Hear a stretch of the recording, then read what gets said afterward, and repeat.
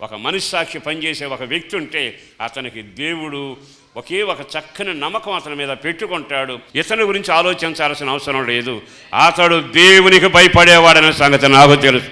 యోసేపు దేవునికి భయపడ్డాడు, అబ్రహాం దేవునికి భయపడ్డాడు. ఈ రోజున ఎందుకో పరిశుద్ధాత్మ దేవుడు అంటాడు, యాకోబు కుటుంబాన్ని నేను గణపరిచినట్టుగా మీ కుటుంబాన్ని గణపరచబోతున్నాను.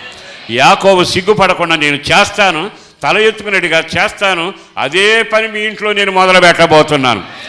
భయంకరమైన సమస్యల వల్ల నా బ్రతికలైపోయిందని వేదన పడకుండానట్లుగా యాకోబుని కనికరించిన దేవుడి, అబ్రహాముని విమోచించిన దేవుడి, యాకోబు ముఖం తల ఎత్తుకునేట్టుగా సిగ్గుపడకుండా చేసే దేవుడి తన పని మీ ఇంట్లో ప్రారంభించునుగాక. జరగాలి అనుకుంటే నువ్వు పరిశుద్ధపరచబడాలి, దేవుని నామాన్ని పరిశుద్ధంగా ఆచరించాలి. అన్నిటికంటే విశేషంగా నీ హృదయం మీద ఎవరు రాత రాయబడాలి? దేవుని రాత రాయబడి మంచి మనస్సాక్షి కలిగి ఉండాలి. అప్పుడు దేవుడిచ్చే చక్కని సాక్ష్యం ఏంటంటే వారు దేవునికి భయపడేవారు.